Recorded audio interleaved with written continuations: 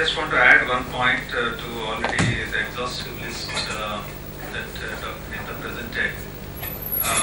Based on our practical experience, I want to add one more factor into this, an enabling factor for innovation to succeed and for research to succeed is policy framework.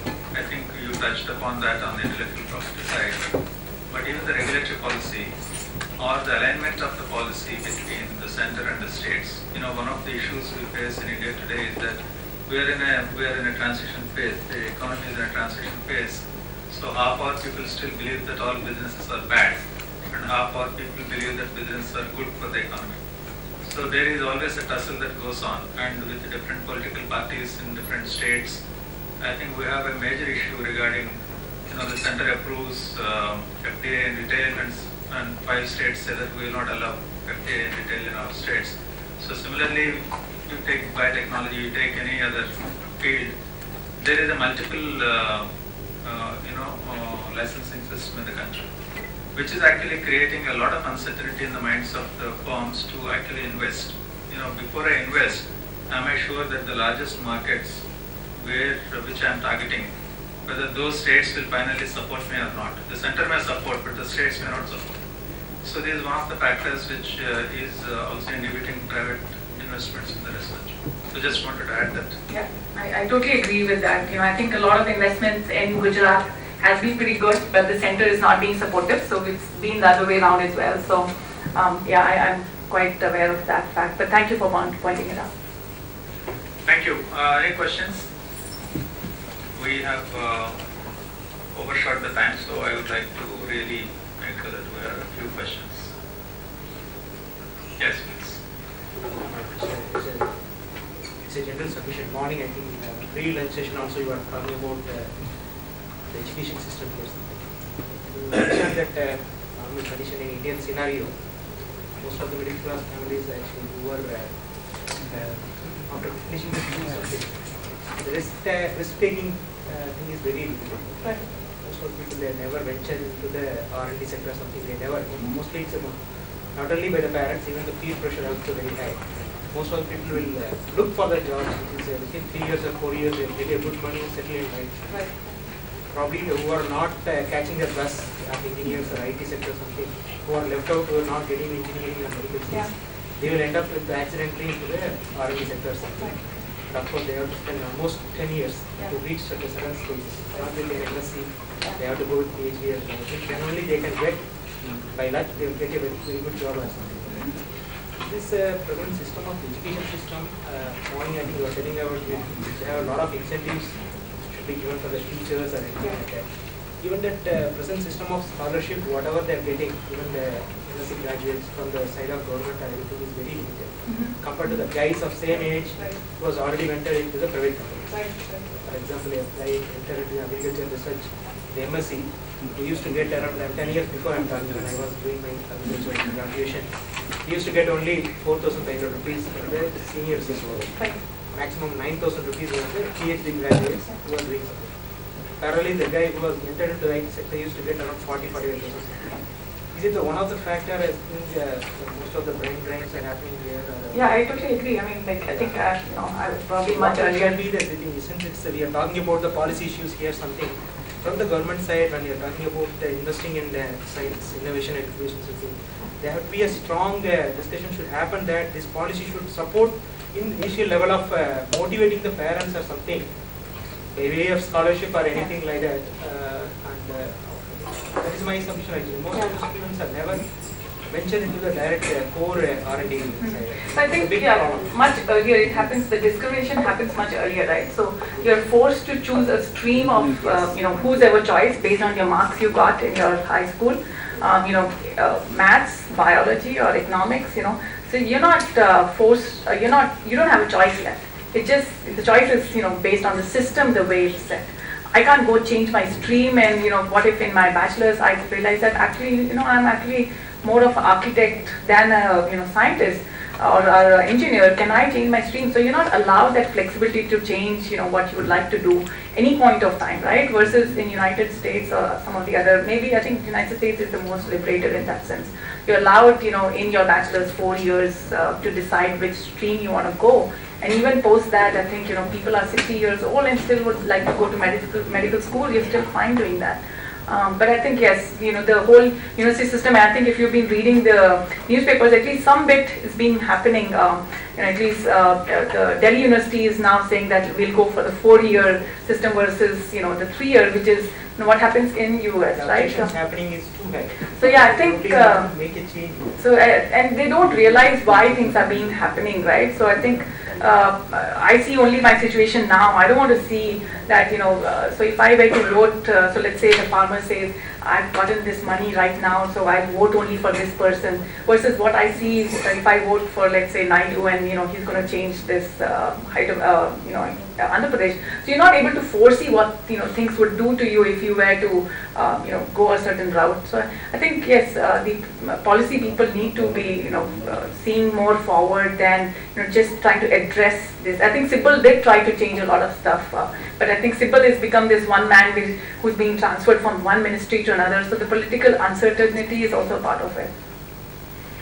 Yeah, you wanted to. Yeah, when you were talking about the innovation ecosystem and you were rightly pointed out entrepreneurs and venture capitalists as part of the ecosystem. But somehow during these discussions, the role of social entrepreneurs don't seem to feature that much. In terms of even the problems that they cater to, and most of these social innovations are not as scalable as we would like them to be, but they cater to a lot of problems which are local to their own specific context, and India is one of the pioneers in terms of social entrepreneurs. The ISB itself has its own Center for Social Entrepreneurship, and Ashoka Foundation, according to its own statistics, India has the largest number of social entrepreneurs funded by the Ashoka Foundation.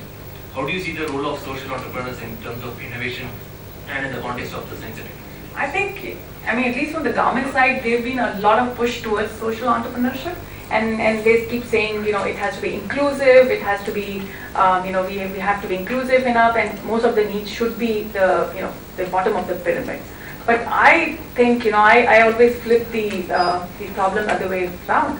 If we are addressing, so I'm just giving you an example again, going back to the Naidu, back in his time, when he created this infrastructure, we thought, he's just trying to address this Hyderabad scenario, right? But I think what really happened was that people started moving from the rural sector and started moving to, the urban sector, but that created jobs for them. They didn't have jobs back in their farms, so they moved. But you may say that fine, actually have just miscreated the entire sector. But if you look in the bigger picture, there's this top-down trickle effect as well if you were to invest in the high-tech sector. I'm not saying that, you have to just look at the high-tech sector and not look at the social innovation space. There are lots of the funds, actually Acumen Fund and a lot of the foundations, the Clinton Foundation, Gates Foundation, including the government, actually have been promoting that. So we have, and then if you look at the, this IIM Ahmedabad has this honeybee network, right? So Anil Gupta has been running that.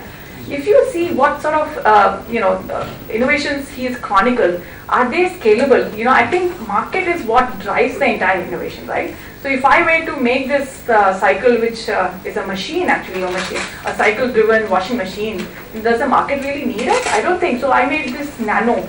The market didn't want this 1 lakh rupee car because it's. Even the poor people aim to look at at some luxurious goods. So I think one has to again look at what are the market needs, even if it's a social entrepreneurship, right? We should be looking at does it really affect the mass market? Is it scalable?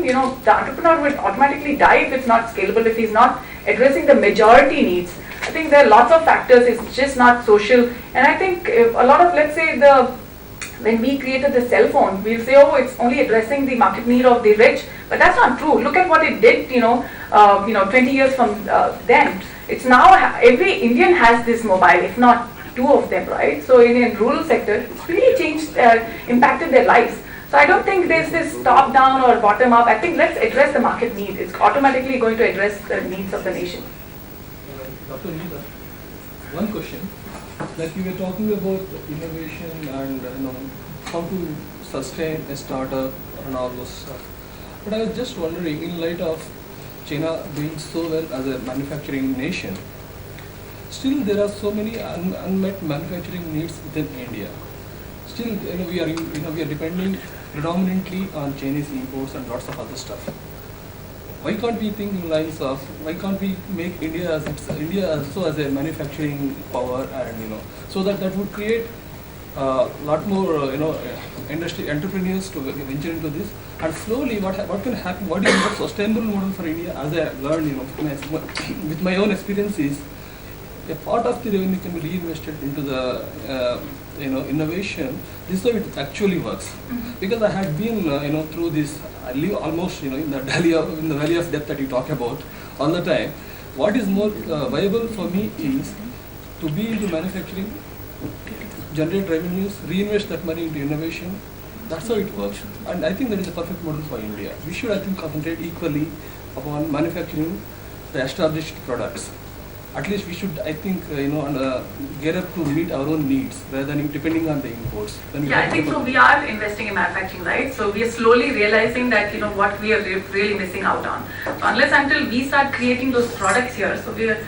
So the government realizes that, and I think Nirmala, mentioned this morning that we are going to invest in automobiles, and we are actually doing that. So if you see Mahindra, their tractors are actually all over Australia, Africa. So they're actually doing very well in terms of Tata has done very well. And then I think if you've read the newspapers, Reliance and some of the other firms are entering into defense manufacturing, right? So that was a big sector which was eating up our money of the GDP, the R&D money. And if our indigenous firms are investing in that, and of course it will take a bit of learning, but if we do that, I think that's going to be at least make the nation self-sufficient. So yes, you're right, we need to be investing in manufacturing, and we are doing it. It takes a bit of time and learning to do that. But these two are not mutually exclusive. You have to invest in manufacturing and you have to invest in innovation. These two are possible to be done on a parallel stream. Absolutely. Those who have manufacturing may have the money to invest, but they need not invest. Many of them don't invest in research because it's easy to manufacture and then compete in the market. So these are the independent subjects. I actually want to add a comment here. So manufacturing, depending on what you're manufacturing, may require practically no investment or a huge investment. So the easy to do stuff was what was spurred in the IT sector, right?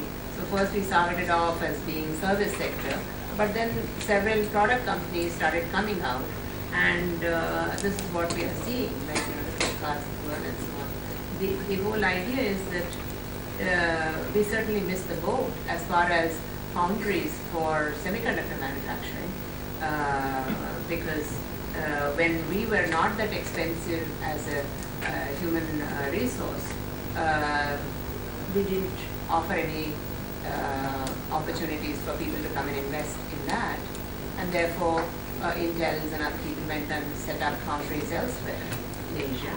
And so we're never going to get there because it requires hundreds of billions of dollars of investment, and we're never going to get there. So we have to suffice ourselves with saying we're going to do design up to the point of push the button and go to the market. So we will do the high-end work up to designing the chips.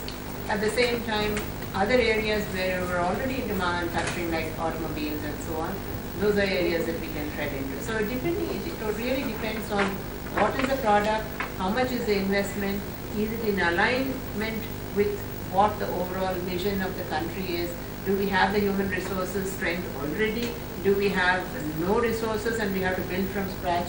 So many considerations. I would like to disagree with you, sir, because I would like to share my experience. Can I just finish, Leah? So overall, even in the software industry, the same concept holds good, that you produce something and you invest certain amount of your time, and that's what Google does. It says 20% of your time goes into doing blue sky stuff, research. And Gmail, lots of products have come out of that. And this is something mandatorily every company needs to do, whether it's a startup or not a startup, for survival. Right.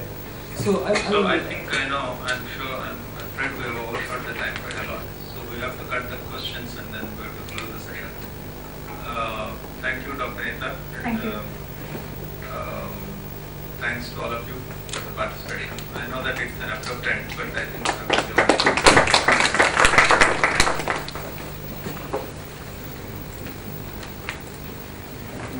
Thank you, Kaunanya, for organizing this session in a more effective way. You are such a wonderful chair. Wish I could have you every time.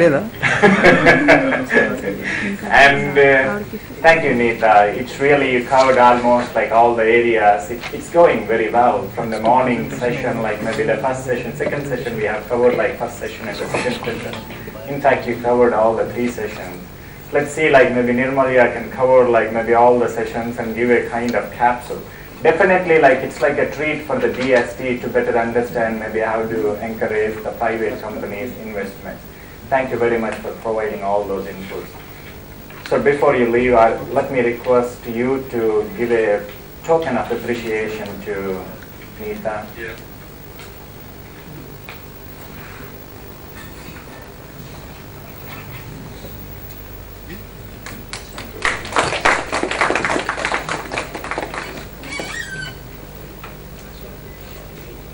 Thank you, Kaunanya. And there is something for you also, because we were missing you in the morning. Our Director General was here, but we were missing you. But I'm seeing you are currently director, independent director for the Axis Bank. Yeah. Even I invited one of my colleagues who is closely working. He also works for the Axis Bank.